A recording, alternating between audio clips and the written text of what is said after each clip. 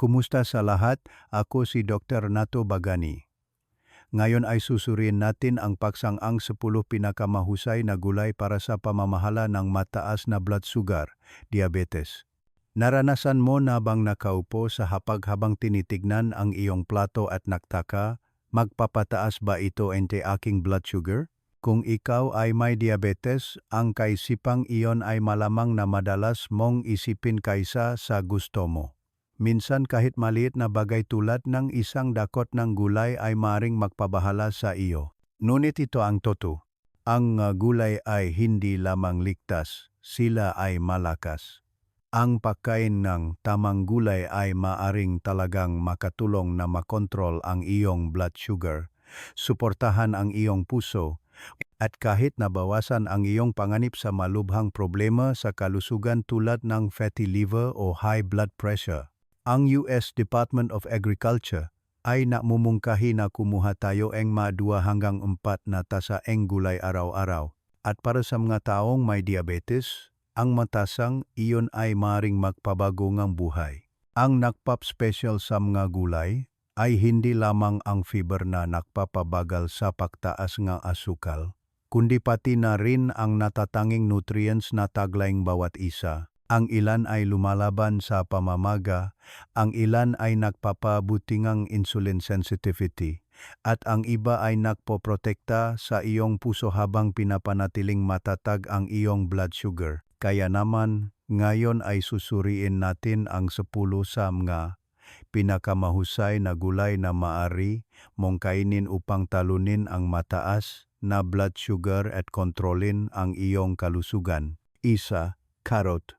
Ang makarot ay madalas na napapabayaan dahil iniisip ngang maraming tao na ito ay isang malutong na snack lamang. Ngunit pagdating sa pamamahala ng diabetes, sila ay isang tahimik na powerhouse. Ang isa sa pinakamalaking hamon sa blood sugar ay ang napakaraming pagkain ang nag-iwan sa atin ng gutom pagkatapos kumain na maring humantong sa sobrang pagkain at mas maraming spikes.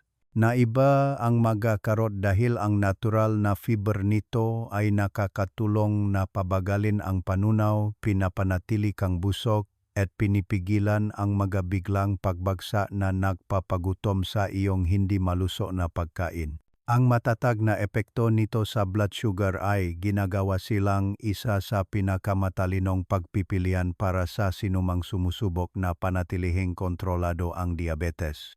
Bukod sa fiber, ang makarot ay puno ng bitamina A sa anyo ng beta-carotene, isang nutrient na hindi lamang sumusuporta sa malusog na paningin, kundi nagpapalakas din ng iyong immune system. Nangangahulugan ito na hindi mo lang pinapakain ang iyong katawan ng enerhiya, binibigyan mo rin ito ng tool upang labanan ang maimpeksyon at manatiling malakas. Iminumungkahi pa ang ilang pag-aral na ang ma-antioxidant sa karot ay makatulong na mabawasan ang pamamaga na malapit na naunay sa insulin resistance. At ang pinakamagandang bahagi ay ang mga karot ay napakadaling gamitin. Maari mong kainin ito ng hilaw, hiwain sa salads, o ihawin sa oven para sa isang natural na matamis na lasa na parang indulgence ng walang guilt. Ang isang simpleng ulam tulad ng balsamic oven-roasted carrots ay maaring magpabago sa isang ordinaryong gulay sa isang bagay na espesyal. At pinatutunayan nito na ang pagkain para sa diabetes ay hindi kailangang maging mahigpit. Kapag ginawa mong regular na bahagi ng iyong pagkain ang mga karot, hindi mo lamang pinupuno ang iyong tiyan, kundi binibigyan mo rin ang iyong katawan ng matatag na depensa laban sa mataas na blood sugar habang pinoprotektahan ang iyong mata, iyong puso, at ang iyong pangmatagalang kalusugan. 2. Broccoli. Ang broccoli ay isa sa mga gulay na tunay na karapat-dapat sa titulong superfood, lalo na para sa mga taong may diabetes. Hindi lamang ito mayaman sa fiber na nakakatulong upang makaramdam ka ng busog pagkatapos kumain, ngunit ang fiber na ito ay gumagana sa isang napaka-natatanging paraan sa loop ng iyong katawan. Ito ay gumaganang parang prebiotic na nangahulugang pinapakain nito ang mabubuting bakterya sa iyong bituka. Kapag lumalago ang nga malulusok na bakterya na ito, nakakatulong sila na mapabuti ang panunaw, mabawasan ang pamamaga, at suportahan pa ang mas mahusay na glucose at cholesterol metabolism. Nangangahulugan iyon na ang isang simpleng serving ng broccoli ay maaring gumawa ng higit pa kaysa sa pagpuno lamang ng iyong tiyan. Makakatulong ito sa iyong katawan na iproseso ang asukal ng mas mahusay at protektahan ang iyong puso ng sabay. Ang nagpapalakas pa sa broccoli ay nabibilang ito sa pamilya ng cruciferous vegetable kasama ang cauliflower, Brussels sprouts, at kale. Ang magulay na ito ay naglalaman ng ma-espesyal na compound na halaman tulad ng sulforaphane na iminumungkahi ngang pananaliksik na maaring mapabuti ang insulin sensitivity at mabawasan ang oxidative stress, dalawang pangunahing isyu sa diabetes. Ang broccoli ay puno rin ngang bitamina C, bitamina K at folate. Lahat ng ito ay sumusuporta sa kalusugan ng immune system, lakas ng buto, at pangkalahatang enerhiya. Ang pinakamagandang bahagi ay ang broccoli ay maring ihanda sa napakaraming masarap na paraan. Mari itong bahagyang i-steam para sa isang malambot na crunch, ihawin upang ilabas ang natural na tamis nito, o idagdag sa stir-fries at sopas para sa dagdag na lasa at nutrisyon. Ang pagkain ng broccoli ng regular ay hindi lamang tungkol sa pagpapababa ng blood sugar. Ito ay tungkol sa pagbibigay sa iyong katawan ng pangmatagalang proteksyon laban sa mga komplikasyon na madalas na kasama ng diabetes tulad ng sakit sa puso at mataas na kolesterol. Bawat kagat ay isang maliit na hakbang tungo sa mas matatag na blood sugar, isang mas malusok na bituka, at isang mas malakas na katawan sa kabuuan. 3. Zucchini.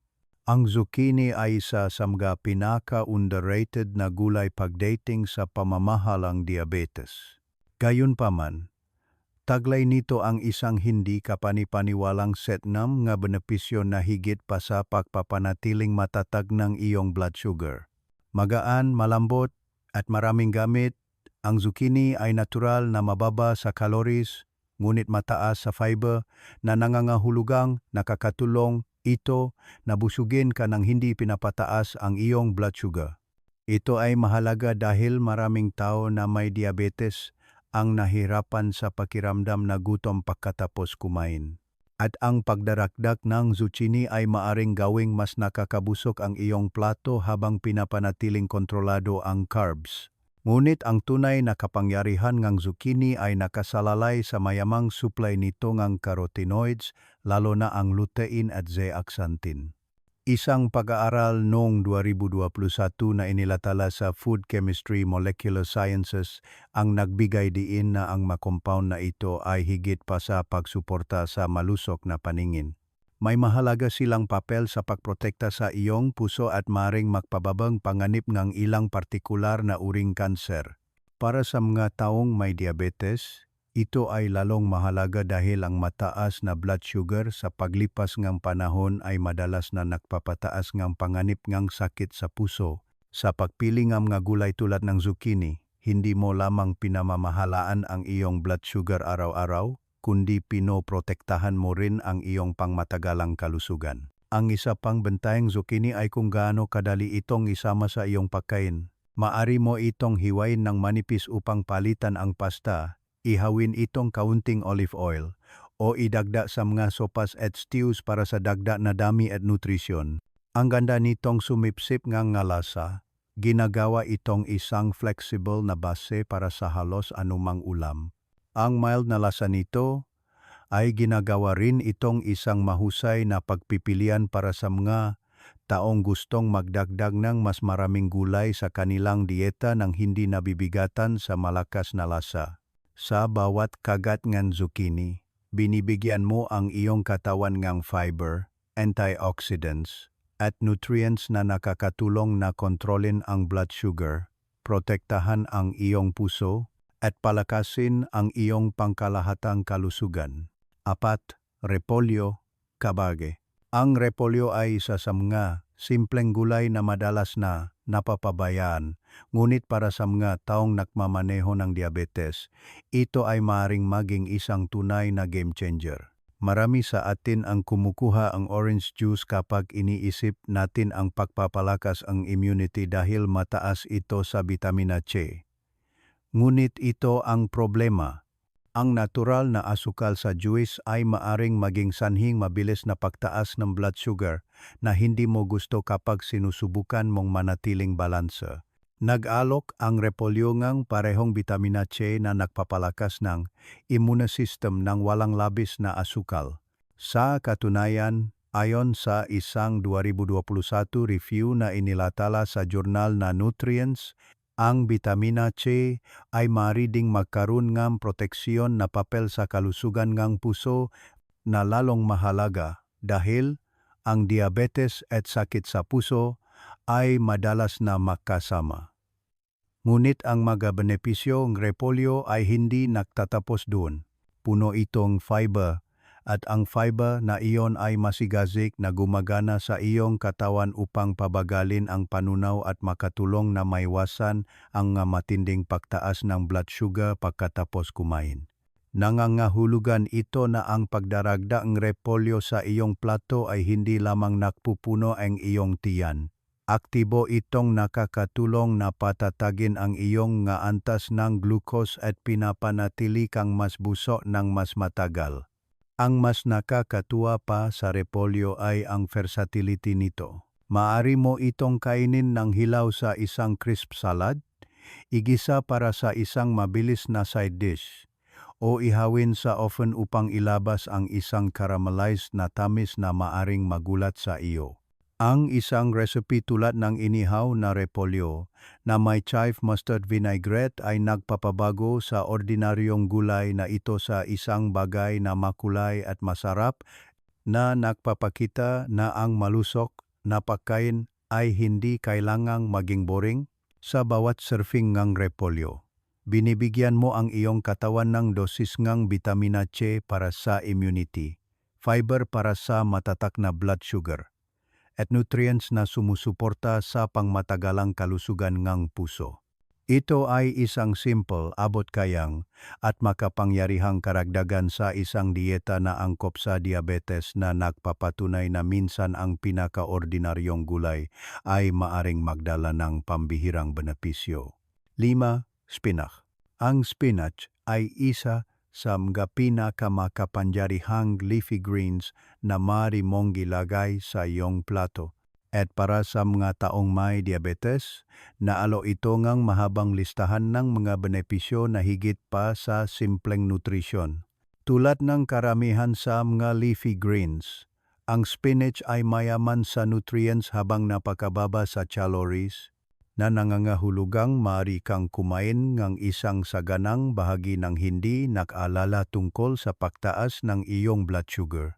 Ginagawa nitong perpektong pagpipilian para sa pagdaragda ng dami at kasiyahan sa iyong pagkain ng hindi nagdaragda ng hindi kinakailangang carbs. Ang spinach ay mayaman din sa iron, isang mineral na may kritikal na papel sa malusog na daloy ng dugo at paghahatid ng oxygen sa buong katawan na tumutulong sa iyong makaramdam ng mas maraming enerhiya at sumusuporta sa pangkalahatang sirkulasyon. Ngunit ang nagpap special sa spinach para sa mga taong may diabetes ay naglalaman itong isang compound na tinatawag na alpha-lipoic acid. Ayon sa isang 2023 review na inilathala sa Nutrients, ang alpha-lipoic acid ay maaring makatulong na mabawasan ang mga sintomas ng polyneuropathy, isang karaniwang komplikasyon ng diabetes na nakakaapekto sa mga nerbiyo at madalas na nagdudulot ng pananakit, tingling o pamamanhid sa mga kamay at paa. Nangangahulugan ito na ang spinach ay hindi lamang sumusuporta sa iyong blood sugar. Nakakatulong din ito na protektahan ang iyong mga nerbiyo at mapabuti ang iyong kalidad ng buhay sa katagalan. Bukod pa roon, ang spinach ay napakaraming gamit sa kusina. Maaari kang maglagay ng isang dakot sa mga sopas at stews, ihalo ito sa smoothies, igisa ito ng bawang at olive oil, para sa isang mabilis na side dish o ilagay ito sa iyong morning eggs para sa isang pagsabog ng nutrients sa simulang iyong araw. Ang mild na lasa nito ay ginagawa itong madaling idagdag sa halos anumang recipe nang hindi lumalabas ang lasa. Bawat serving ng spinach ay nagbibigay sa iyo fiber para sa blood sugar stability, iron para sa malakas na sirkulasyon, at alpha-lipoic acid para sa kalusugan ng nerbiyo. Sa napakaraming inyalok, ang spinach ay higit pa sa isang leafy green. Ito ay isang simple, abot kayang paraan upang protektahan ang iyong katawan at gawing isang hakbang ang bawat pagkain tungo sa mas mahusay na pamamahala ng diabetes at pangkalahatang kalusugan. Bago tayo magipatuloy, gusto kong giuminto sandali sa iyo. Ang pamumuhay na may mga hamon sa kalusugan ay minsan ay maring makaramdam ng kalungkutan. Ngunit hindi ka nag-isa dito. Kung may isang bagay sa video ngayon ang nakahipo sa iyong puso, inaanyayahan kitang ibahagi ang isang salita na nagpapakita kung ano ang iyong nararamdaman ngayon sa makomento.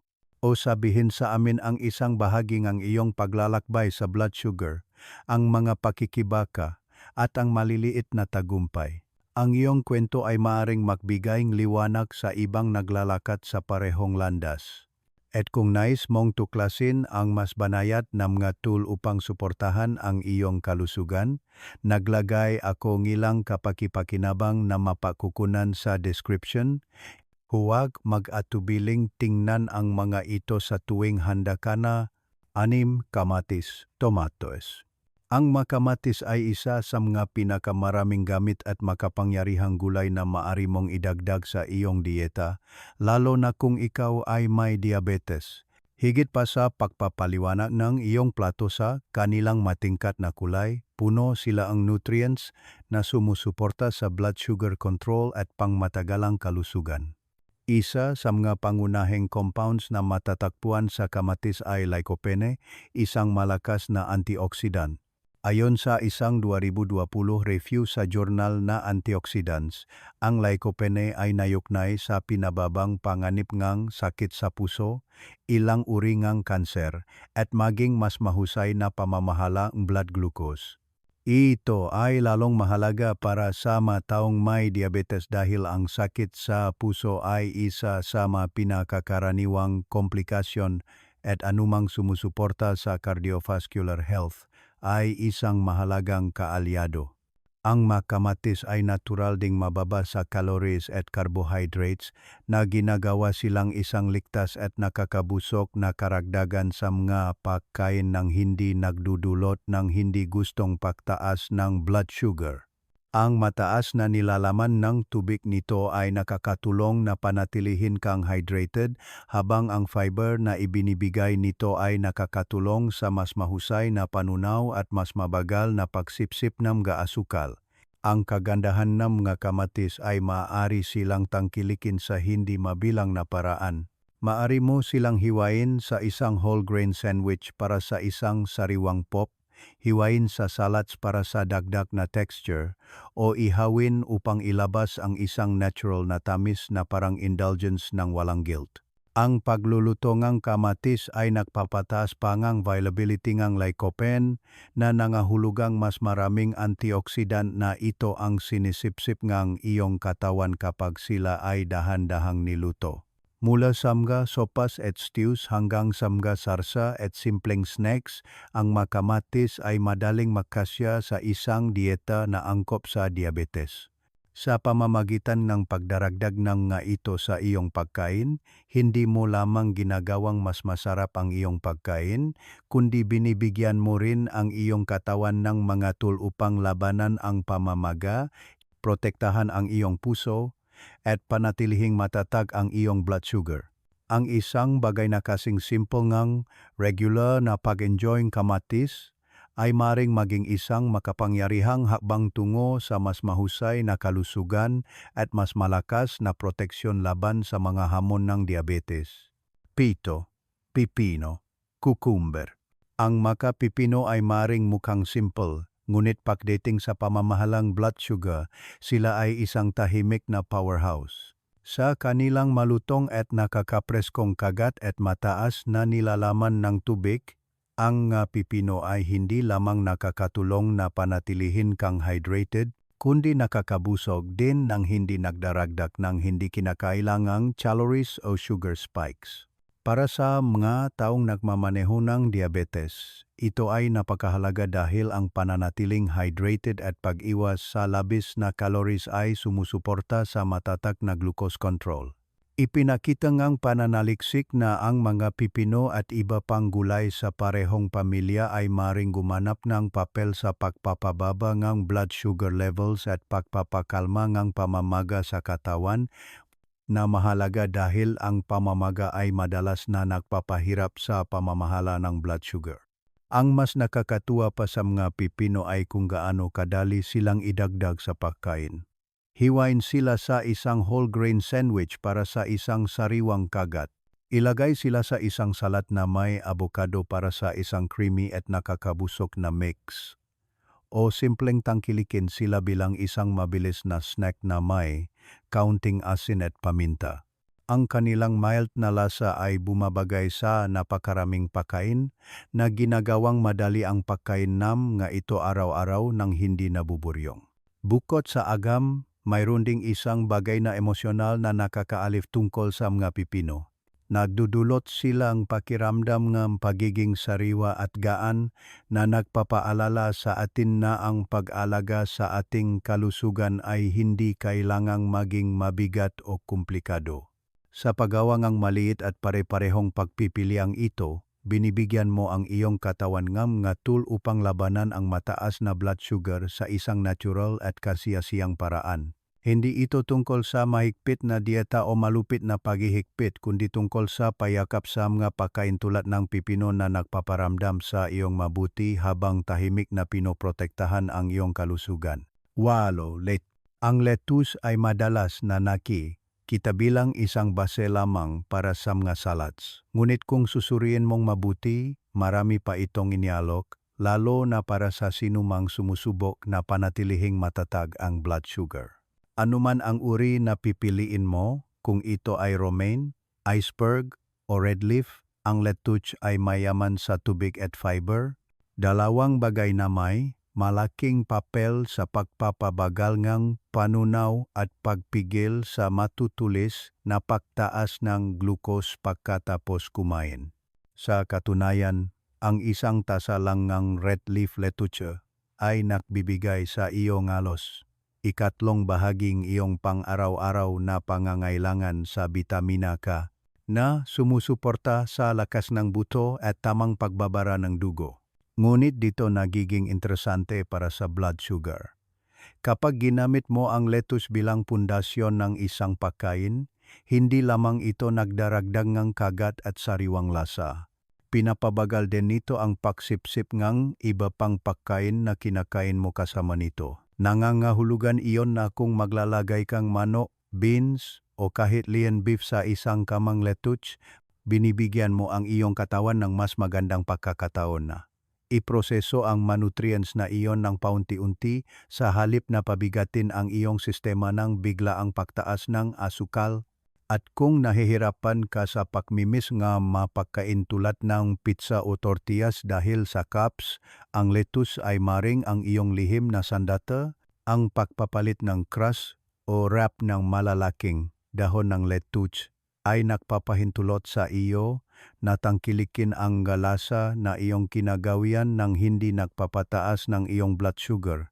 Ito ay isa sa mga simpleng pagbabago na hindi nakakaramdam ngang parusa. Nakakaramdam ito ngang pagpapalakas. Sa lettuce, hindi ka lang kumakain ngang magaan, kumakain ka ngang matalino, at ang maliliit na pang-araw-araw na pagpipilian na iyon ay nadarada ng malakas na proteksyon para sa iyong pangmatagalang kalusugan.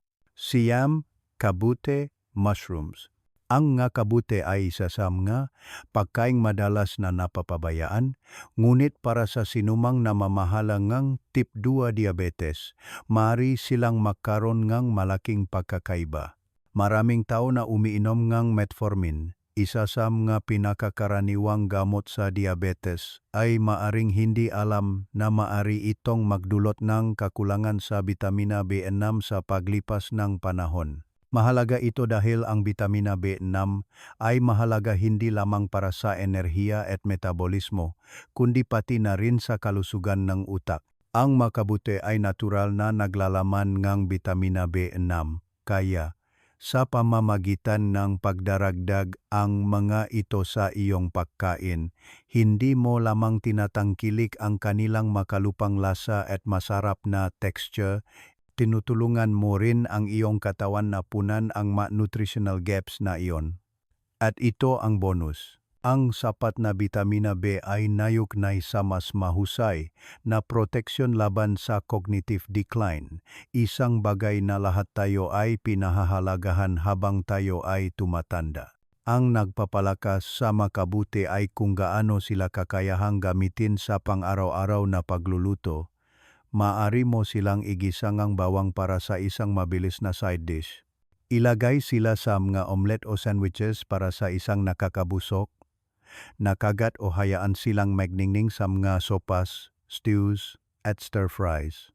Ang bentaha, ang kanilang mayaman at lasang karne ay ginagawa silang perpektong kapalit para sa mas mabibigat na sangkap na maring magpataas ng blood sugar na nagbibigay sa iyo mas maluso na opsyon nang hindi isinasakripisyo ang lasa. Dito nagiging higit pa sa gasolina ang pagkain. Nagiging gamot ito sa pinakanatural na anyo.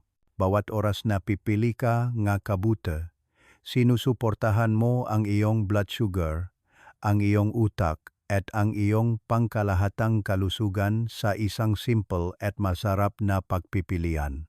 Hindi ito tungkol sa paggawa ng malalaking pagbabago sa magdamag, kundi tungkol sa paghahanap ng maliliit at matatalinong pagpapalit na tunay na nagdaragdag. Ang makabuti ay isang paalala na ang maluso na pagkain ay maaring parehong nakakapagbagaling at lubos na nakakatuwa. 10. Green beans. Ang mga green beans ay isa sa magulay na madalas na nagdudulot ng ginhawa at pagkapamilyar sa hapag. Gayunpaman, taglay nila ang isang malakas na epekto pagdating sa pagsuporta sa kalusugan ng blood sugar. Puno ng fiber, bitamina C, at bitamina A, ang green beans ay higit pa sa isang side dish. Sila ay isang simpleng paraan upang panatilihing nourished ang iyong katawan habang tumutulong sa pag-regulate ng glucose levels.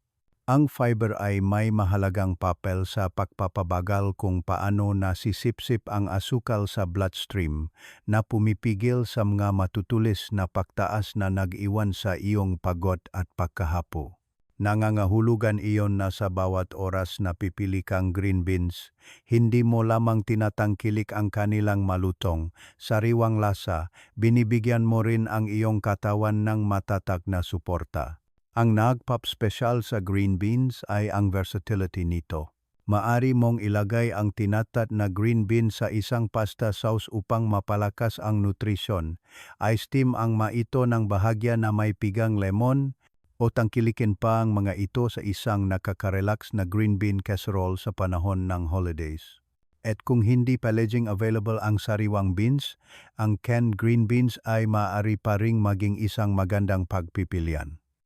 Hanapin lamang ang low-sodium option upang maprotektahan ang iyong puso at bato. Nagalo din ang green beans ng isang bagay na hindi iniisip ng maraming tao. Nadaragdag silang dami sa iyong pagkain, na tumutulong na makaramdam ka ngang mas buso ng hindi nadaragda ngang hindi kinakailangang calories, na nagpapadali sa pagpapanatilingang isang maluso na timbang, isa pang mahalagang salik sa pamamahalang diabetes. Simple, abot kaya, at masarap. Ang green beans ay patunay na hindi mo kailangan ng makakaibang pagkain o komplikadong resipe upang kontrolin ang iyong kalusugan. Bawat serving ay isang maliit ngunit makabuluhang hakbang tungo sa balanse na ginagawa silang isang gulay na karapat-dapat na panatilihin sa iyong kusina sa buong taon. Ang magulay ay tunay na isa sa mga pinakamahusay na tool na mayroon ka para sa pagkontrol ng blood sugar Ang 10 na ibinahagi natin ngayon, kung ito ay spinach, kamatis o green beans, ay hindi lamang malusok, masarap din sila at madaling tangkilikin araw-araw. Tandaan, ang non-starchy veggies ay mas mababa sa carbs at nakakatulong na patatagin ang blood sugar. Ngunit kahit ang starchy ones tulad ng mais at patatas ay maari pa ring maging bahagi ng isang balanseng dieta kapag kinain ng may pag-isip. Ang tunay na sikreto ay ang variety. Ang pagpuno ng iyong plato ng iba't ibang kulay at textures ay nagbibigay sa iyong katawan ng mga nutrients na kailangan nito upang manatiling malakas. Ang pamamahala ng diabetes ay hindi nangangahulugang pagputol ng lasa. Ito ay tungkol sa paggawa ng maliliit at matatalinong pagpipilian na nakdaragdag sa paglipas ng panahon. At kung naghahanap ka ng mga simpleng paraan upang gawing mga pagkain na iyong mamahalin ang mga gulay na ito, huwag huminto dito. Panoorin ang susunod na video sa aming channel para sa mas madali, diabetes-friendly na mga resipe at tips.